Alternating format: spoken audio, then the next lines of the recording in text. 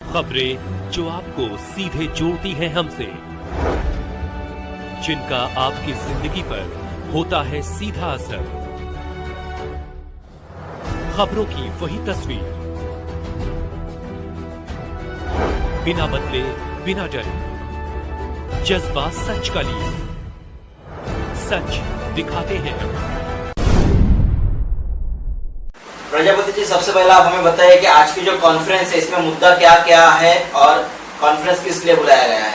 आज का जो कॉन्फ्रेंस है ऑल इंडिया कॉन्ट्रैक्टर एसोसिएशन के माध्यम से जो बुलाई गई है वो हैप्पी होम जो कंपनी है, जो हैप्पी लेजर करके सजो तलोजा साइड में उनका चालू है काम, वहाँ पर नियोटेक वेंचर्स LLP करके एक कॉन्ट्रैक्टर कंपनी है जिसका आर्थिक रूप से शोषण किया गया है, उसके विषय में आज ये प्रेस कॉन्फ्रेंस बुलाई गई है।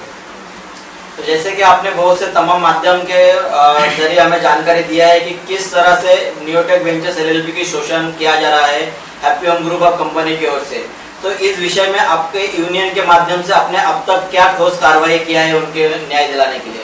हमारे यूनियन के माध्यम से हमने सारे फॉलोअप लिए हुए हैं शासन प्रशासन के पास, जो भी हमारा पत्र व्यवहार सब किया हुआ है। पत्र व्यवहार करने के बाद भी हमको शासन प्रशासन से कुछ खास न्यायिक फैसला नहीं मिला है, और हमने जो यहाँ जिसके अंदर में आती है साइट, जैसे प्लान पासिंग वगैरह जो है एनिक प्लॉट है, तो हमने माननीय रायगढ़ के जो कलेक्टर साहब हैं उनसे भी निवेदन किया था, और हमने उसमें जो एरिया चोरी का इल्ज़ाम लगाया गया है हैप्पी होम के ऊपर नियोटेक वेंचर के तरफ से, उनसे पत्र व्यवहार किया कि हमको उनका ब्लूप्रिंट प्लान पासिंग का जो एरिया है वो दिया जाए, लेकिन आज तक हमको नहीं मिला। मतलब आप कहना चाहते हो कि ये जो तमाम सारी प्रक्रिया आपने किया है इसमें कहीं ना कहीं प्रशासन की जो भूमिका है वो एकदम कमजोर रही है और पीड़ितों को इस तरह से शोषण करने में कहीं ना कहीं वो प्रशासन जो है बिल्डरों की मदद कर रहा है?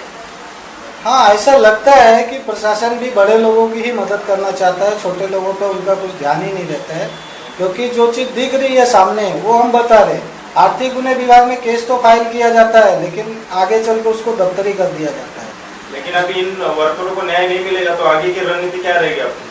वर्करों को अगर न्याय नहीं मिला, ये छोटी कंपनियों को न्याय नहीं मिला, तो हमारी ऑल इंडिया कॉन्ट्रैक्टर एसोसिएशन के माध्यम से आने वाली 27/11/2021 को जो हमने आंदोलन का जो अल्टीमेशन दिया हुआ है वो आंदोलन हम करेंगे, अब पूरी ताकत से करेंगे।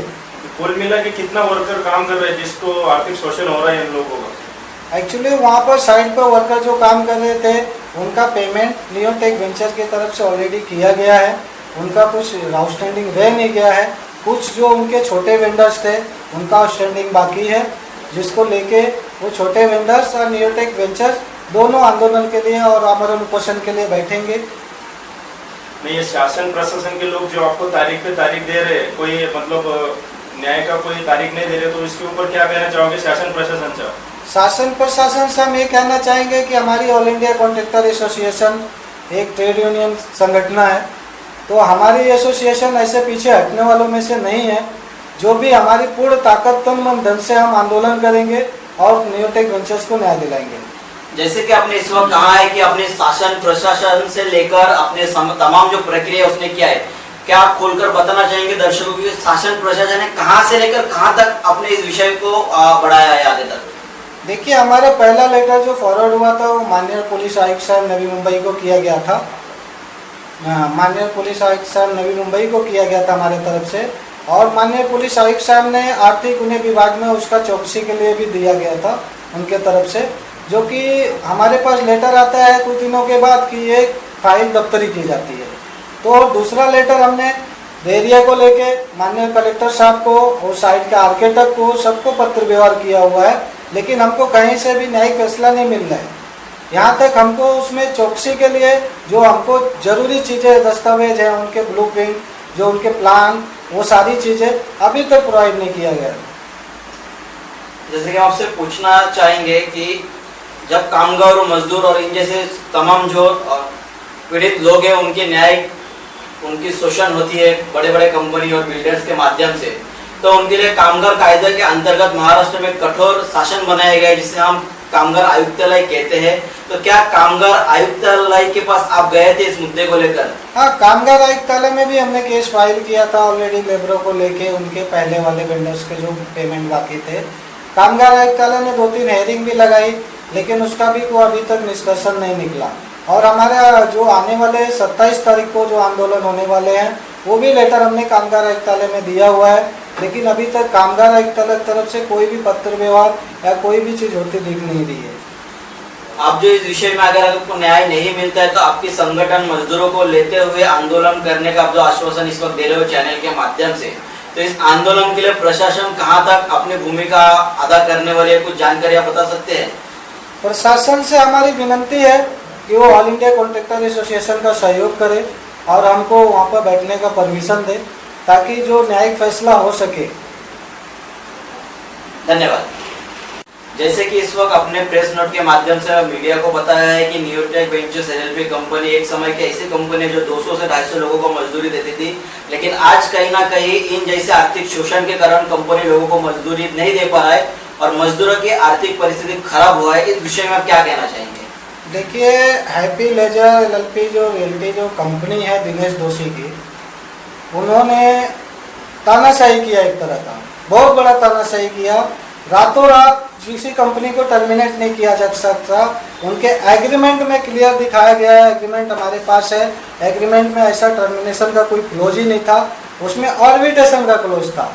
ऑर्बिटेशन हो सकता था लेकिन फिर भी उन्होंने टर्मिनेशन का क्लोज अपनाया। उनको मौका नहीं दिया कि वो अपना पक्ष रख सके। ऑटोमेटिकली दूसरा कॉन्ट्रैक्टर चढ़ा देना, इमीडिएटली उनको टर्मिनेट कर देना। जैसा उनके माध्यम से हमारे एसोसिएशन को बताया गया है कि साइड पर बाउंसर तक लाए गए, उनको साइड पर चढ़ने नहीं दिया गया, उनको इधर को खींचा घसीटा गया, जिसके वजह से वो काफ़ी नुकसान में है कंपनी। आज एक छोटी कंपनी, एक एलएलपी कंपनी को 191 लाख, मतलब जो बता 1,91,00,000 का जो आर्थिक शोषण हुआ है हैप्पी होम के तरफ से, वो बहुत बड़ी चीज़ होती है उनके लिए। इसके लिए वो कंपनी आज दिवालिया हो गई है। वो जो 100-200 मजदूरों को रोजगार देती थी, आज वो रोजगार नहीं दे पा रही है। ये बहुत बड़ी तानाशाही है हैप्पी होम की तरफ से। जिस तरह से आपने कहा कि कामगार आयुक्तालय में कई बार इस कंपनी और इनके मैटर को लेकर, विषयों को लेकर हियरिंग लगाया गया, लेकिन इस हियरिंग में क्या कंपनी की ओर से और प्रशासन की ओर से कोई सकारात्मक भूमिका दिखाई दिया? कोई भी सकारात्मक भूमिका अभी तक दिखाई नहीं दी है। अब कामगार आयुक्त कार्यालय तो कार्रवाई करती कुछ दिख नहीं रही है। हमने साइट का इंस्पेक्शन का भी लेटर कामगार आयुक्त को दिया हुआ है कि आप वो साइट का इंस्पेक्शन कीजिए कि वहाँ के जो लोग हैं, कामगार जो काम कर रहे हैं, उनको मिनिमम वेजेस मिल रहा है कि नहीं, कामगार BOCW रजिस्टर है कि नहीं, उनका PF है कि नहीं, उनका ESIC है कि नहीं, वहाँ के जो ठेकेदार हैं वो रजिस्टर है कि नहीं, ये सारी चीज़ें चेक करने के, इंस्पेक्शन करने के लिए मैंने कामगार आयुक्त को लेटर दिया हुआ है हैप्पी होम के खिलाफ। लेकिन आज तक कामगार आयुक्त की तरफ से कोई भी ठोस कार्रवाई नहीं हुई है।